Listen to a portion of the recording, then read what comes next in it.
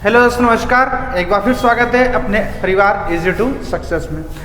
दोस्तों, जैसे कि सभी को पता है, जो अपने ग्रुप के मेंबर्स हैं या फिर स्टूडेंट्स हैं, कि ऑफलाइन क्लासेस अपनी चलती है। तो ऑफलाइन क्लासेस में भी एसएससी ड्यूटी के एग्ज़ाम थे और क्लासेस के कारण मैं ऑनलाइन यूट्यूब पर वीडियो नहीं डाल पा रहा था। मगर ग्रुप पर, टेलीग्राम ग्रुप पर सभी लोग बार बार एक ही कमेंट कर रहे हैं, एक ही क्वेश्चन कर रहे हैं कि मध्य प्रदेश पटवारी कब आएगी, मध्य प्रदेश पटवारी परीक्षा का सिलेबस क्या होगा, इसकी योग्यताएं क्या होगी, सीबीसीटी अनिवार्य है या नहीं है सीबीसीटी का।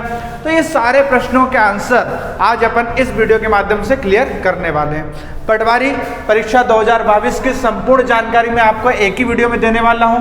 जो आवश्यकता है, जितने भी प्रकार के क्वेश्चन बन सकते हैं अपने से, जैसे कि सिलेबस क्या है, योग्यता क्या है, सीबीसीटी अनिवार्यता क्या है, या फिर ग्रेजुएशन होना क्या है, या फिर सारी चीज़ें, जितने भी क्वेश्चन आप पूछते हो बार बार, तो इसका एक ही वीडियो में सॉल्यूशन मिल जाएगा। चलिए तो शुरू करते हैं अपन। सबसे पहले अपन बात करते हैं कि पटवारी की परीक्षा कब होगी, वैकेंसी कब आएगी। ठीक है, तो जैसे कि मैंने लिख कर रखा पहले से 2022, तो ये मैं आपको बता दूं कि पटवारी परीक्षा जो है वो उसका तो निश्चित अभी नहीं है, मगर वैकेंसी की जो तारीख है, ठीक है, फॉर्म भराने की जो रहेगी वो मार्च अप्रैल, ठीक है, मार्च अप्रैल 2022 में प्रबल संभावना है कि पटवारी के जो है परीक्षा फॉर्म जो है मार्च या अप्रैल से स्टार्ट हो जाएंगे। यानी कि अगर मार्च में या अप्रैल में परीक्षा फॉर्म भराते हैं इसके, तो ये मान के चलिए कि जून और जुलाई, ठीक है, जून और जुलाई में आपके एग्जाम रहेंगे। ठीक है, अगर मार्च और अप्रैल में आपके परीक्षा फॉर्म भराते हैं पटवारी के, तो आपके जो एग्जाम रहेंगे वो कब रहेंगे, जून और जुलाई में रहेंगे। बाकी ये कंफर्म है कि पटवारी की वैकेंसी मार्च और अप्रैल में आएगी ही आएगी, या तो मार्च लास्ट वीक में या फिर अप्रैल मिड तक आ सकता है, इसके फॉर्म कभी भी आ सकते हैं। ठीक है, अब बात करते हैं अपन कि पटवारी परीक्षा की योग्यता क्या होती है। ठीक है, पटवारी परीक्षा में योग्यता क्या पूछी जाती है, तो अपन योग्यता की अगर बात करें तो जो योग्यता होती है, सबसे पहला इसमें होता है किसी भी विश्वविद्यालय से ग्रेजुएशन जरूरी है। ठीक है, अपना यूजी अंडर ग्रेजुएट मतलब ग्रेजुएशन बहुत जरूरी है, पीजी करा हो, पोस्ट ग्रेजुएट हो तो बहुत अच्छी बात है। ठीक है ना, या फिर अपन देखते हैं कि किसी व्यक्ति के पास अगर अलग जो डिग्री होती है, यानी कि यूजी के समकक्ष जो डिग्री होती है, अगर वो है तो भी काम हो जाएगा, मगर कम से कम यूजी तो होना ही चाहिए। पीजी अगर नहीं है तो भी काम चलेगा, यूजी तो होना चाहिए। अब इसमें क्वेश्चन आता है, बार बार पूछते हैं कि सर हमारा लास्ट ईयर चल रहा है, फॉर्म डाल सकते हैं क्या? तो मैं बता दूं कि अगर आपका लास्ट ईयर चल रहा है, ठीक है, तो आप बिल्कुल फॉर्म डाल सकते हो। क्यों? क्योंकि इसकी जो वैकेंसी है वो कब आने वाली है, मार्च और अप्रैल में। ठीक है, और सभी को पता है कि मार्च अप्रैल में इसके एग्जाम हो जाते हैं, लास्ट ईयर के एग्जाम हो जाएंगे, तो लास्ट ईयर वाले फॉर्म डाल सकते हैं, क्योंकि इनका रिजल्ट आना बाकी रहेगा, एग्जाम हो चुके होंगे। ठीक है, तो ये क्लियर है कि अपने को यूजी आवश्यकता है। अंडर ग्रेजुएट अपन अगर हैं लास्ट ईयर में तो अपन फॉर्म डाल सकते हैं, बाकी जिनका कॉलेज कंप्लीट हो चुका है उनके लिए कोई समस्या नहीं है। ठीक है, मगर अब एक क्वेश्चन पूछते हैं कि सर इसमें डीसीए या पीजीडीसीए, तो इसकी क्या अनिवार्यता होती है? तो देखो मैं बता देता हूँ कि अब इसकी अनिवार्यता खत्म कर दी है। आपके पास कंप्यूटर डिप्लोमा पहले अनिवार्य था कि कोई भी कंप्यूटर डिप्लोमा से काम हो जाता था आपका, मगर अब ऐसा नहीं है। अब आपके पास कंप्यूटर डिप्लोमा है नहीं है कोई मतलब नहीं है। अब आपको सीपीसीटी अनिवार्य कर दिया है। क्या कर दिया? सीपीसीटी अनिवार्य कर दिया है। कंप्यूटर टेस्ट जो होता है तो सीपीसीटी अनिवार्य कर दिया है। ये सीपीसीटी भी आप कब तक दे सकते हैं कि जब आप पास हो जाओगे। जैसे कि अगर आप 2022 में परीक्षा पास कर लेते हो तो इसके लिए 2 साल का समय एक्स्ट्रा मिलेगा, यानी 2024 तक आप सीपीसीटी पास कर सकते हो और उसका फिर सर्टिफिकेट लगा सकते हो आप। ठीक है, तो अब इसकी टेंशन मत लीजिए कि सीपीसीटी नहीं है आपके पास या डीसीए पीजीडीसीए नहीं है। आपके पास क्या होना जरूरी है? ग्रेजुएशन होना जरूरी है। ग्रेजुएशन किसी भी सब्जेक्ट में चलेगा, कोई भी सब्जेक्ट हो, कोई सा विश्वविद्यालय हो, अगर आपका सब्जेक्ट ग्रेजुएशन हो गया है तो आप इसका फॉर्म डाल सकते हो। सीपीसीटी अनिवार्य है, मगर सीपीसीटी के लिए 2 साल का समय मिलेगा। ठीक है, पिछली बार भी ऐसे ही हुआ था, लास्ट ईयर भी, लास्ट टाइम भी, और इस बार भी ऐसा ही होगा। ठीक है, इसके अलावा और कुछ भी नहीं चाहिए इसमें। ठीक है, चलिए, तो ये रही थी अपनी योग्यता कोई ज़्यादा खास नहीं है, ग्रेजुएशन अनिवार्य है और ग्रेजुएशन के साथ साथ अपने को 2 साल का समय मिलेगा किसके लिए, CPCT के लिए। ठीक है, अब अपन बात करते हैं इसमें आयु सीमा की। ठीक है, इसमें आयु कितनी होना चाहिए, तो आयु जो है इसमें कम से कम 18 वर्ष, आयु जो है कम से कम 18 वर्ष और अधिक से अधिक जो है वो 40 वर्ष। कम से कम कितनी वर्ष आयु होना अनिवार्य है, 18 वर्ष आयु होना अनिवार्य है और अधिक से अधिक जो है कितनी आयु होना अनिवार्य है, वो है 40 वर्ष अनिवार्य है। ठीक है, देखिए अब क्या होता है कि इसमें अलग अलग कैटेगरी के लिए, जैसे कि ओबीसी के लिए 3 साल की छूट मिलती है। ठीक है, एससी और एसटी के लिए इसमें 5 साल की छूट मिलती है, मतलब ये और समय अपना बढ़ा सकते हैं। ठीक है ना, कम से कम 18 साल, अधिक से अधिक 40 साल, ओबीसी के लिए 3 साल की छूट है, एससी और एसटी के लिए इसमें 5 साल की छूट मिलती ही है। ठीक है, तो ये थे अपने आयु। अगर इसमें अब कोटे की बात करें, महिला कोटे के लिए, तो महिला का कोटा इसमें फिक्स है 33%। 33% इसमें कोटा महिलाओं का जो होता है वो फिक्स होता ही है, आरक्षित होता है इसमें। ठीक है, बाकी कोटे जो होते हैं वो अलग अलग होते हैं। ठीक है, चलिए, तो ये हो गई अपनी आयु। अब अपन बात करते हैं परीक्षा कितने मार्क्स की होगी और सब्जेक्ट क्या क्या होंगे, फिर अपन डिस्कशन करेंगे इसका सिलेबस। ठीक है, कि कौन कौन सा सिलेबस, कौन कौन सब्जेक्ट में क्या क्या पूछा जाएगा। तो सबसे अपन बात करते हैं कि टोटल नंबर, अगर कुल अंक की बात करूं अगर मैं,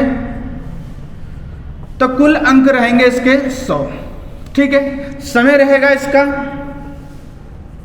अगर समय की बात करें तो 120 मिनट। ठीक है, कुल अंक रहेंगे इसमें 100। कुल समय की अगर बात करें अपन 120 मिनट यानी 2 घंटे का समय जो रहता है वो सफिशिएंट रहता है, पर्याप्त रहता है, और कुल अंक जो रहते हैं वो 100 रहते हैं। कौन कौन से सब्जेक्ट रहते हैं, तो सबसे अपन पहले बात करते हैं जीके की। ये 20 अंक का रहेगा, सबसे पहला जो है जीके वो है 20 नंबर का रहेगा। ठीक है, फिर अपन बात करते हैं कंप्यूटर,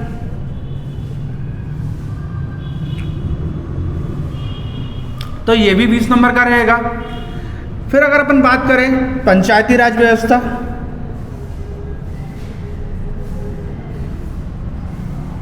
तो ये भी 20 नंबर का है।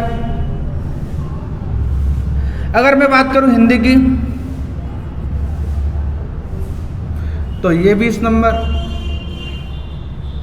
और लास्ट होता है मैथ्स,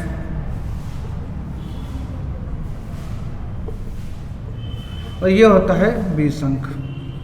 तो इसी प्रकार से आपके टोटल कितने होते हैं, 100 अंक। 5 सब्जेक्ट रहने वाले हैं आपके। 5 सब्जेक्ट में जीके, कंप्यूटर, पंचायती राज, हिंदी और मैथ्स रहेगा इसमें। ठीक है, 5 सब्जेक्ट 20-20 नंबर के, जीके, कंप्यूटर, पंचायती राज, हिंदी और मैथ्स, ये टोटल 20-20 नंबर के रहते हैं। टोटल अपना रहता है 100 नंबर। ये 5 सब्जेक्ट पूछे जाते हैं। इसमें जो स्कोरिंग सब्जेक्ट होते हैं, तो स्कोरिंग सब्जेक्ट देखिए, आप मैथ्स जो है बहुत आसानी से कवर कर सकते हैं, क्योंकि मैथ्स जो है तो 20 में से बच्चे 19 भी मार लेते हैं और 18-19 तक क्लियर। कुछ लोग ऐसे हैं कि 20 मार देते हैं, मगर व्यापक 1-2 क्वेश्चन तो गलत देता ही है, इसलिए 19 तक कंप्लीट। हिंदी भी बहुत सरल पूछते हैं, हिंदी कोई ज़्यादा कठिन नहीं आती है, इसलिए 18-19 तक हिंदी भी आसानी से लग जाती है। ठीक है ना।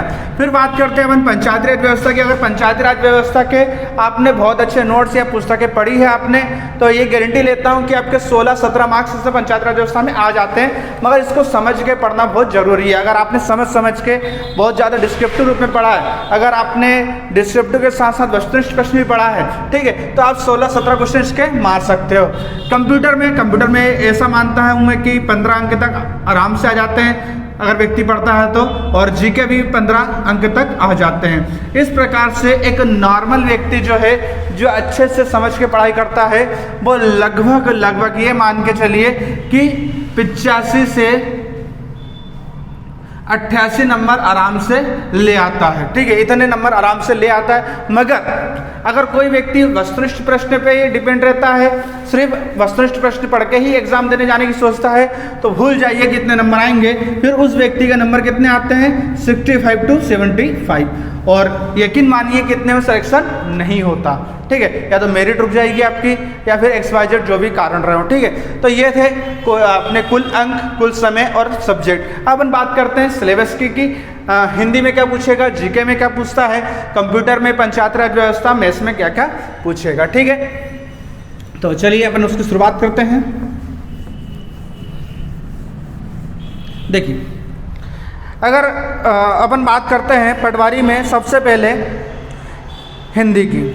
ठीक है, इसकी एक PDF बना करके, मैं सिलेबस की PDF बना करके मैं डाल दूंगा अपने ग्रुप में, टेलीग्राम ग्रुप में, तो वहाँ से आपको आसानी से मिल जाएगा। ठीक है, तो अपन सबसे पहले बात करते हैं हिंदी की कि हिंदी में क्या क्या पूछ सकता है वो। ठीक है, तो हिंदी में सबसे पहला है वाक्यांश। वाक्यांश, समानार्थी,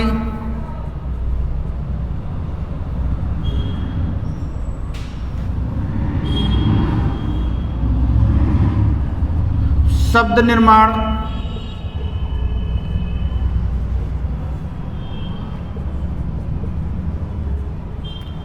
वाक्य अशुद्धि,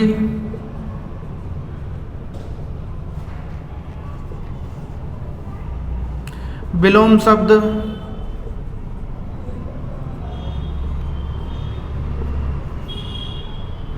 पर्यायवाची,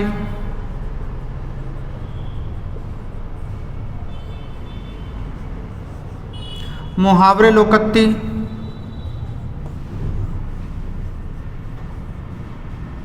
भाव पल्लवन,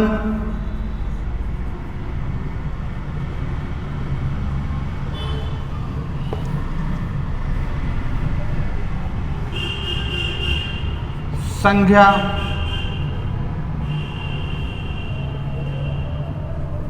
समास, रस, छंद, अलंकार। ये मान करके चलिए कि हिंदी में 20 क्वेश्चन है, तो 20 क्वेश्चन, तो ये 13 जो मैंने पॉइंट लिख दिए हैं, वाक्यांश, समानार्थी, शब्द निर्माण, वाक्य शुद्धि, विलोम शब्द, पर्यायवाची, मुहावरे, भाव पल्लवन, संज्ञा, समास, रस, छंद और अलंकार। तो ये मान के चलिए कि 20 क्वेश्चन है, तो 20 क्वेश्चन में से 13 क्वेश्चन तो ये दिख रहा है अपने को बोर्ड पे कि एक एक क्वेश्चन भी अगर इसमें से उठाता है तो 20 क्वेश्चन आपके हो जाते हैं। मगर होता है क्या, कभी कभी विलोम शब्द डबल कर देगा, पर्यायवाची डबल कर देगा, समानार्थी डबल कर देगा, या फिर हो सकता है संज्ञा से डबल क्वेश्चन, समास से डबल क्वेश्चन कर देगा। तो इसी प्रकार से अगर उसको डबल करता है किसी भी एक चैप्टर, एक पॉइंट को, तो आपके 20 क्वेश्चन आसानी से हो जाते हैं। ठीक है, तो ये आपका क्लियर है कि 20 क्वेश्चन कैसे बनेंगे। तो ये 13 पॉइंट लिखे मैंने, वाक्यांश, समानार्थी, शब्द निर्माण, वाक्य शुद्धि, विलोम शब्द, पर्यायवाची, मुहावरे, भाव पल्लवन, संज्ञा, समास, रस, छंद, अलंकार। यहाँ से आपके क्वेश्चन जो है वो बन जाएंगे। ठीक है दोस्तों, अब अपन बात करते हैं मैथमेटिक्स की, यानी कि मैथ्स की। ठीक है,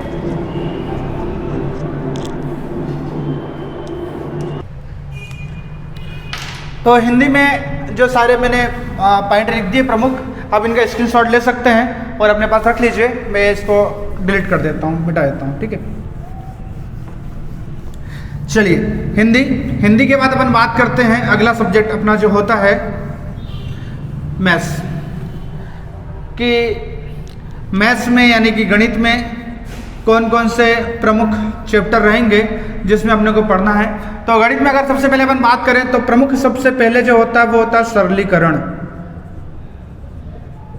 ठीक है, सबसे पहला चैप्टर जो होता है जिससे लगभग 2 क्वेश्चन फिक्स है कि बनना ही है, तो सरलीकरण जो है उस सबसे पहला चैप्टर होता है। 2 से 3 क्वेश्चन यहाँ से बनेंगे ही बनेंगे।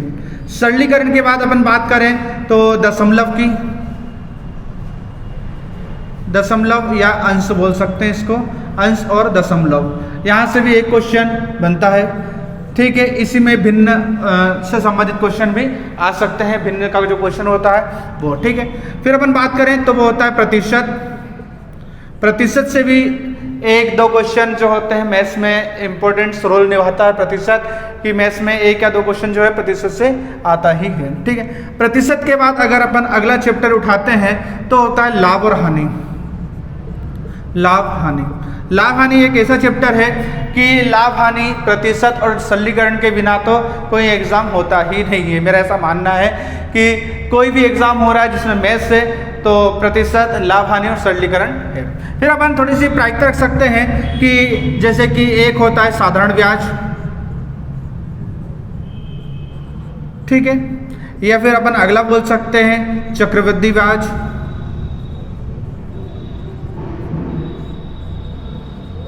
साधारण ब्याज, चक्रवृद्धि ब्याज से ही एक क्वेश्चन बन सकता है। हो सकता है वो साधारण ब्याज से क्वेश्चन बन जाए, या हो सकता है कि वो चक्रवृद्धि ब्याज से क्वेश्चन बन जाए। ठीक है ना। फिर अगर अपन सातवें की बात करते हैं तो ये बोल सकते हैं अपन समय और कार्य, समय और कार्य।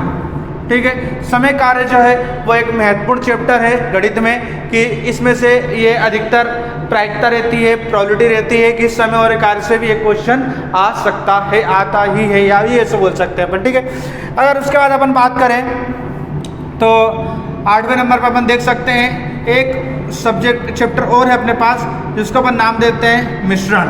ठीक है, क्या नाम दे सकते हैं अपन इसको? मिश्रण, एलिगेशन बोल सकते हैं अपन इसको।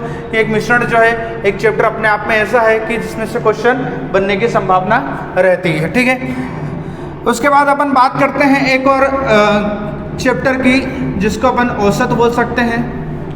ठीक है, औसत जो है तो औसत से क्वेश्चन बन सकते हैं। ठीक है, ठीक है, मैथ्स में जो होते हैं वो इतने चैप्टर को मैं प्राथमिकता देता हूँ कि सरलीकरण, दशमलव, प्रतिशत, लाभ हानि, साधारण ब्याज, चक्रवृद्धि ब्याज, समय कार्य, मिश्रण, औसत। फिक्स है कि ये 9 पॉइंट आपको लिखे हैं तो 9 क्वेश्चन तो फिक्स है। हो सकता है कि चक्रवृद्धि ब्याज के साधारण ब्याज आ जाए और साधारण ब्याज के चक्रवृद्धि ब्याज एक कम हो सकता है, बाकी इसी को डबल करके वो क्वेश्चन ज़्यादा दे सकता है। अब देखिए, पटवारी की परीक्षा में रीजनिंग अलग से नहीं आती है, रीजनिंग नहीं आएगी अलग से, इसीलिए वो ये कर सकता है कि हो सकता है घड़ी या कैलेंडर,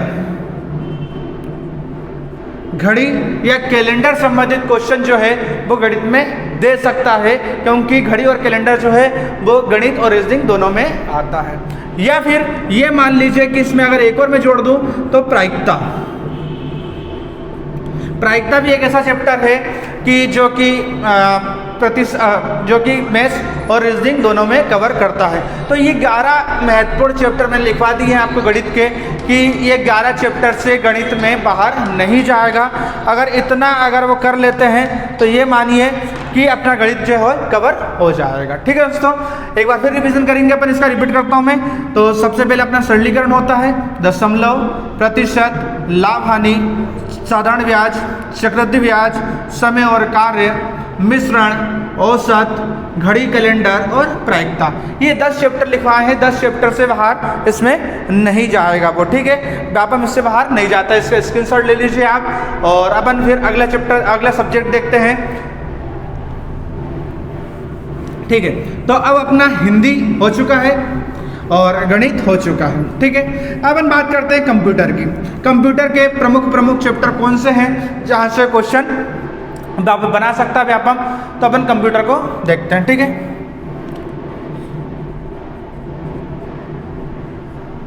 तो कंप्यूटर में अगर बात करें अपन, सबसे पहला जो हो सकता है वो हो सकता है MS ऑफिस। ठीक है, MS ऑफिस से क्वेश्चन फिक्स है कि बनना ही है।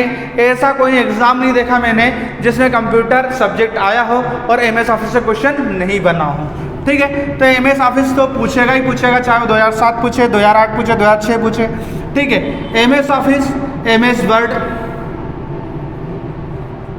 MS ऑफिस और MS वर्ड से क्वेश्चन तय है, बनना ही है। ठीक है, उसके बाद अपन बात करें तो इंटरनेट यूज। ठीक है, internet use.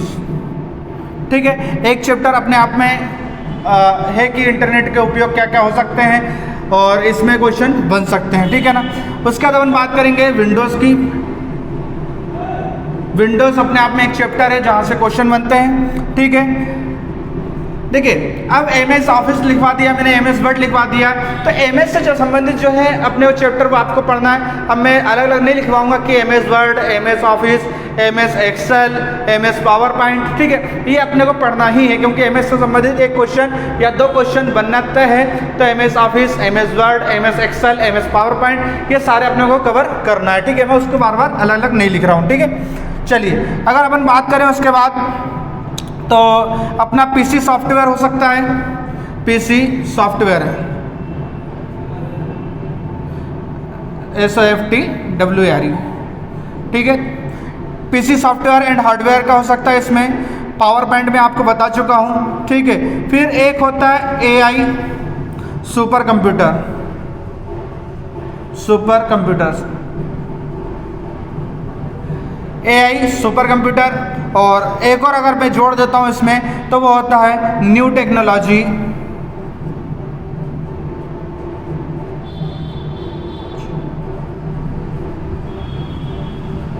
New technology of computer,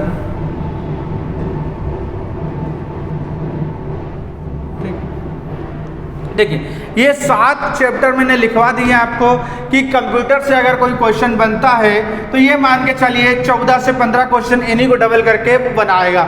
MS Office, MS word, internet uses, Windows, PC software, super computer, new technology of computer. इसमें एक चीज़ का और विशेष ध्यान रखना है आपको कि इसमें जो आपके शब्द होते हैं, कौन से शब्द होते हैं? फुल फॉर्म, ठीक है। जो फुल फॉर्म पूछता है कंप्यूटर संबंधित महत्वपूर्ण, लिख सकते हैं अपने इसको कि कंप्यूटर शब्दावली बोल सकते हैं इसको, ठीक है ना, कंप्यूटर शब्दावली, ठीक है। कंप्यूटर शब्दावली पे विशेष फोकस करना है, जैसे कि लास्ट टाइम लेन का पूछ लिया था, लेन का फुल फॉर्म क्या होता है, ठीक है ना। तो जितने भी फुल फॉर्म होते हैं उसको अपने को बिल्कुल तैयार रखना है। कुछ भी हो सकता है कि कोई से भी शब्दावली से क्वेश्चन पूछ सकता है, फुल फॉर्म पूछ सकता है, इसलिए कंप्यूटर शब्दावली विशेष तौर पर ध्यान रखना है। चलिए इसका स्क्रीनशॉट ले लीजिए आप फटाफट। अपन अगले देखते हैं फिर कंप्यूटर। कंप्यूटर के बाद अपन बात करते हैं पंचायती राज व्यवस्था। अपना अगला और चौथा सब्जेक्ट जो होता है वो होता है पंचायती राज व्यवस्था। पंचायत राज व्यवस्था देखते हैं अपन, पंचायत राज व्यवस्था में कौन कौन से चैप्टर पूछ सकता है वो, ठीक है। पंचायती राज व्यवस्था में जो प्रमुख चैप्टर होते हैं वो लिख देते हैं अपन।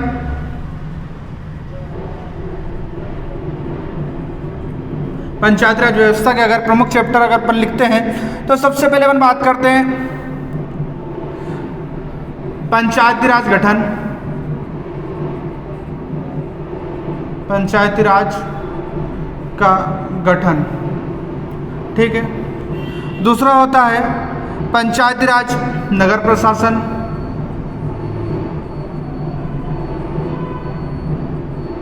ठीक है। तीसरा अपन लिखेंगे इसमें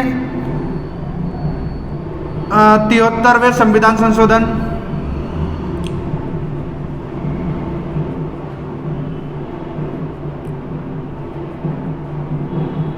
देखिए मैंने पंचायती राज का गठन, नगर प्रशासन और 73वें संविधान संशोधन पे पूरी फुली क्लास डिटेल में बना करके यूट्यूब पर डाल दी। आप जा करके प्लेलिस्ट में चेक कर सकते हैं, वहाँ पर आपको मिल जाएगा, ठीक है। तो 3 क्लासेस में अपलोड कर चुका हूँ, आप देख लें क्योंकि यहाँ से क्वेश्चन बनना ही है, निश्चित है, ठीक है। आगे अपन देखते हैं नगरीय निकाय, नगरीय निकाय,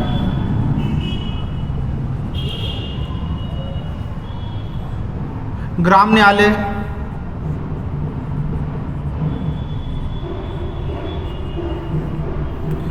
ग्रामीण अर्थव्यवस्था,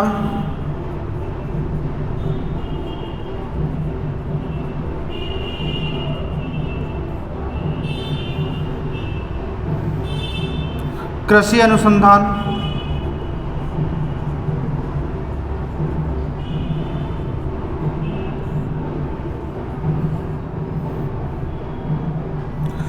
प्रमुख अनुच्छेद, ठीक है, और एक होता है महत्वपूर्ण तथ्य।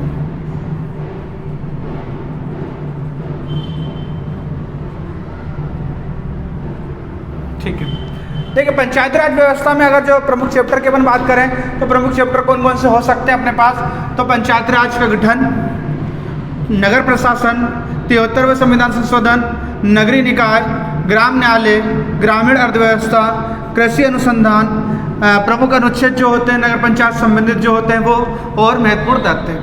ये जो है चैप्टर में लिख चुका हूँ, जिसमें लगभग 12 से 15 क्वेश्चन जो है वो इसी से बन जाएंगे। कुछ क्वेश्चन जो होते हैं वो मध्य प्रदेश के मध्य प्रदेश में मिट्टियाँ, मध्य प्रदेश में पंचायती राज का निकाय चुनाव, वहाँ से क्वेश्चन उठ के आ जाते हैं, तो अपन उसको मध्य प्रदेश में कवर कर लेंगे। मध्य प्रदेश की जो क्लासेस चल रही हैं अपनी, तो उससे अपन उसको कवर कर लेंगे। पंचायत राज व्यवस्था की क्लासेस, मैथ्स की क्लासेस और अपनी हिंदी क्लासेस यूट्यूब पर अपलोड हो रही हैं, वो आप वहाँ पर देख सकते हैं। चलिए इसका स्क्रीनशॉट ले लीजिए, ठीक है। अब अपन बात करते हैं पंचायत राज व्यवस्था का अंतिम चैप्टर अपना जो होता है, अपना अंतिम सब्जेक्ट जो होता है, विषय होता है सामान्य ज्ञान। सामान्य ज्ञान में क्या पूछ सकता है वो अपन उसकी चर्चा करते हैं। जीके, सामान्य ज्ञान। सामान्य ज्ञान पे अपन अगर चर्चा करते हैं तो सामान्य ज्ञान में सबसे पहले अपने को मध्य प्रदेश जो है वो पढ़ना पड़ेगा, ठीक है। मध्य प्रदेश का गठन, मध्य प्रदेश का इतिहास, मध्य प्रदेश में वन, मध्य प्रदेश में कृषि, मध्य प्रदेश में राजनीति, मध्य प्रदेश में भौगोलिक स्थिति, ये सारे सब्जेक्ट जो होते हैं वो चैप्टर जो होते हैं मध्य प्रदेश के प्रमुख होते हैं। मध्य प्रदेश पढ़ना है क्योंकि 4 से 5 क्वेश्चन या 5 से 6 क्वेश्चन मध्य प्रदेश के आवश्यक रूप से पूछता ही है वो, ठीक है। दूसरे नंबर पर अपन देखते हैं तो इतिहास बहुत ज़्यादा जरूरी होता है। इतिहास में अपने को जो पढ़ना पड़ेगा वो प्रमुख रूप से पढ़ना पड़ता है एक मुगल और एक आधुनिक इतिहास।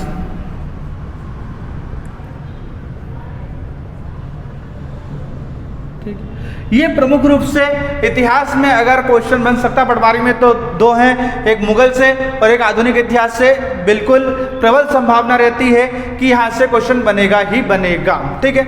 इतिहास के बाद अपन बात करें भूगोल की, तो भूगोल में जो प्रमुख नदियाँ होती हैं, पहाड़ होते हैं, या फिर अपनी मिट्टियाँ होती हैं और नदियों के उद्गम स्थल होते हैं, अपनी कृषि होती है, ये जो होते हैं वो भूगोल में यहाँ से क्वेश्चन बनते हैं, ठीक है। भूगोल के बाद अपन बात कर सकते हैं भारतीय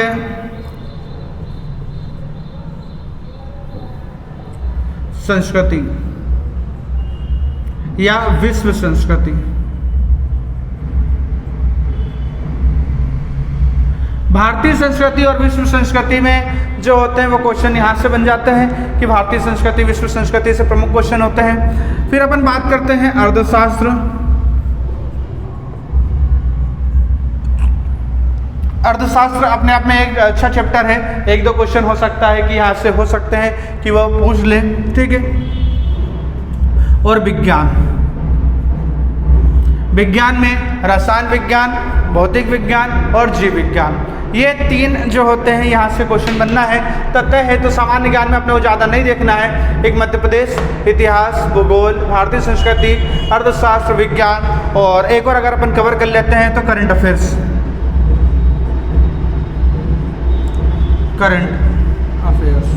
देखिए मैं चाहूँ तो अगर इनके अंदर से भी मैं आपको बहुत जानकारी दे सकता हूँ कि मध्य प्रदेश में क्या पूछेगा, मैंने बोल के बता दिया है, इतिहास, भूगोल, भारतीय संस्कृति, अर्थशास्त्र, विज्ञान और करंट अफेयर। इसमें भी प्रमुख जो चैप्टर होते हैं मैं उनको लिख सकता हूँ, मगर वीडियो काफ़ी लंबा हो जाएगा, वैसे ही काफ़ी लंबा हो गया है, इसलिए उसको ज़्यादा लंबा ना करते हुए मैंने प्रमुख चीज़ें बता दी हैं। जब इनकी क्लासेस स्टार्ट होंगी तब मैं आपको इसकी पूरी जानकारी दे दूँगा, ठीक है दोस्तों।